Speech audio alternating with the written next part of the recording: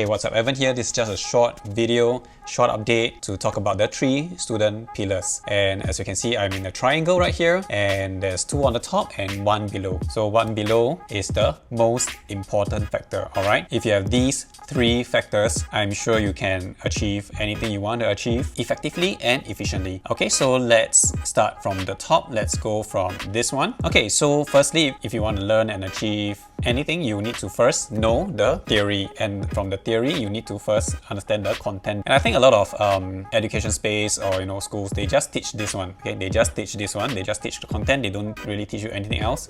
And you realize that in the triangle, that's just one out of 3 very important elements, right? Let's say, for example, you want to do well in coding, you want to do well in music. Yeah, there are certain theories, there's always a theory to get around it. Whatever you want to learn, there's always a certain theory that goes behind it. So in future, when you step out of school, you want to learn something else on your own, go and find the content knowledge that you need to execute the task you want to execute. Okay, secondly will be the method, the strategy. So of course, before we even talk about strategy, you need to talk about your goal. So what is the goal that you want to achieve?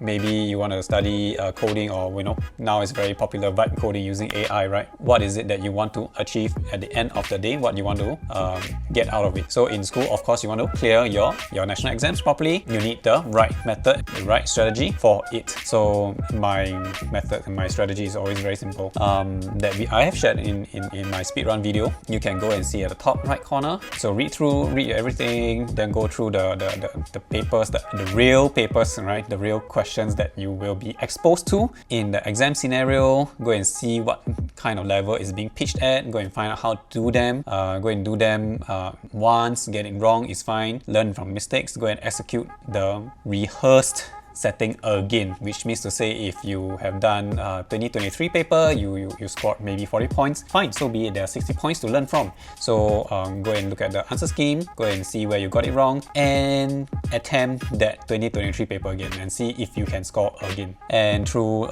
many years of teaching, I ever have seen that students fail the same paper many times. I have this I would say hypothesis whereby because of the things that I observe, right? Even if you send a Cambridge ninja to Cambridge to go and steal the questions, the exam paper, and the answers, you pass it to all the students in Singapore, there will be still some people that are going to fail, okay? Because they just don't want to make it happen. So this way of doing things, although it's very unorthodox, oh, I've already attempted 2023 paper, what should I do again? There are still a lot of things to learn.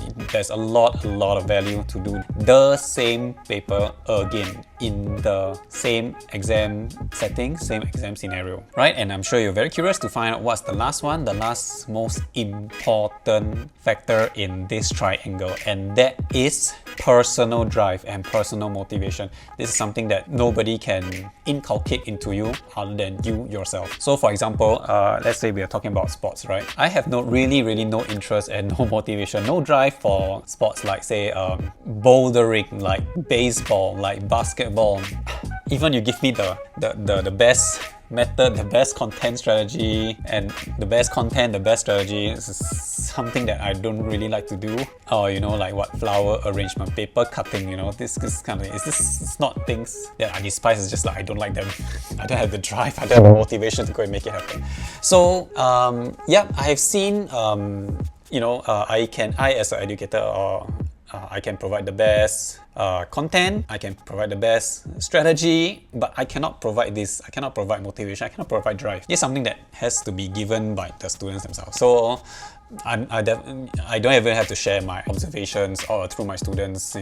I'm sure you have heard stories yourselves that people who have very high motivation, even though they have very poor strategy, they can just go and get the content from the textbook, then go and make things happen for themselves. Success story like that through sheer drive and sheer motivation, right? And yep, you can see these are the 3 ingredients in order. I'm not sure where you're going to see any of this kind of schematic anywhere, but this is something that I conjured up over the years, that through observing my students, that I think through the learning, through teaching, through my own learning journey and through my teaching journey and seeing my students' learning journey themselves, make me have this conclusion that these 3 are really very important factors purpose in order to effectively achieve the learning outcome. And yep, you can see a bonus box below. I'm sure you're very curious about what is it. So yep, other than 1, 2, 3, we already covered, and the bonus is vocabulary. So don't be fearful about it, and yep, don't be too arrogant about it either.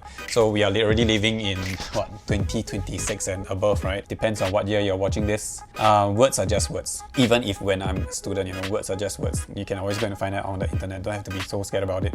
You don't have to be too fearful when somebody say certain things in certain vocabulary that you don't understand. Every discipline has their own language, like sports, like investments. They have their own language, their own vernacular, their own vocabulary.